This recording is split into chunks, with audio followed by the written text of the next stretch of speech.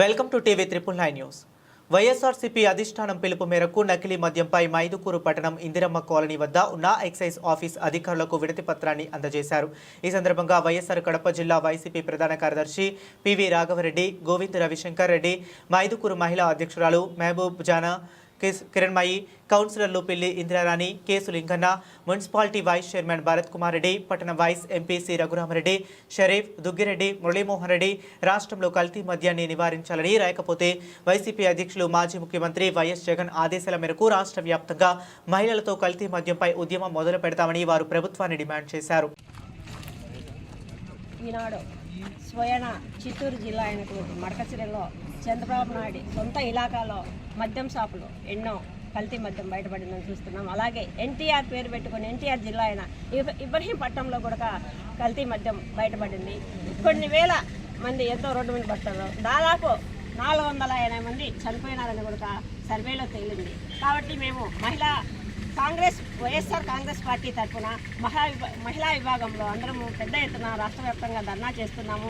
ఈరోజు ఈ బెల్ట్ షాపులు రద్దు చేసి, పర్మిట్ షాపులను రద్దు చేసి, ఎవరైతే ఈ జరుగుతున్నాయో ఈ కల్తీ మద్యం అరికట్టాలని మేము కోరుతున్నాము. ముఖ్యంగా చంద్రబాబు నాయుడు ఇలాకాలోనే ఈనాడు ఇటు జరుగుతుందంటే మరి ఆయన కళ్ళు మూసుకున్నాడా? ఆనాడు ఏమన్నాడు చంద్రబాబు నాయుడు కానీ పవన్ కళ్యాణ్ కానీ? ఒక్క జగన్ వల్ల 30,000 మంది కుటుంబాలు రోడ్డును పడినాయి. ఈనాడు ప్రతి ఒక్క హాస్పిటల్లో ఈ కల్తీ మద్యం వల్లనే ఎంతో మందికి ప్రాణహాని జరిగింది, కిడ్నీలు చెడిపోయినాయి, గుండె చెడిపోయింది అని ఆనాడు ఆయన ఎగిరేది గంతేసి చెప్పాడు. మరి ఈనాడు ఆయన పెదవి కూడా ఇప్పడం లేదు. ఏమి కళ్ళు మూసుకోండా?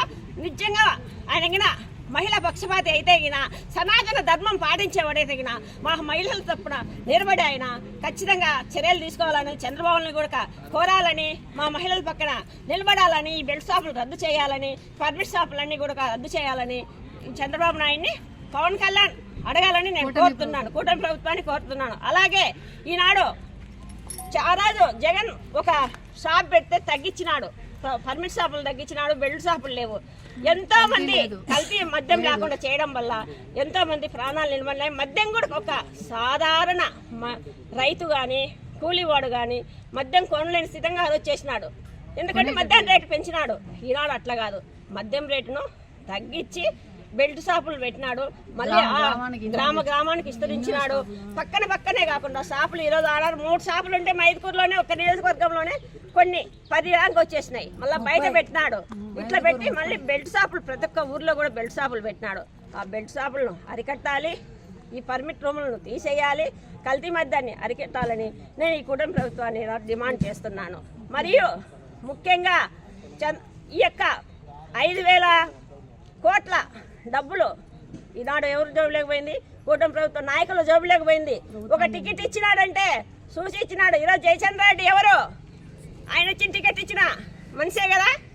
ఆయన సొంత జిల్లాలో జయచంద్రారెడ్డికి టికెట్ ఇచ్చి ఈరోజు మద్యం ఆయనకు ఆఫ్రికాలో కూడా ఆడపిట్లోనే రాసినాడు. మద్యం షాపు నాకు ఉండాయని చెప్పినాడా లేదా? మరి ఆడపిట్లో చెప్పినప్పుడు ఆయనకు టికెట్ ఇవ్వాలా లేదా?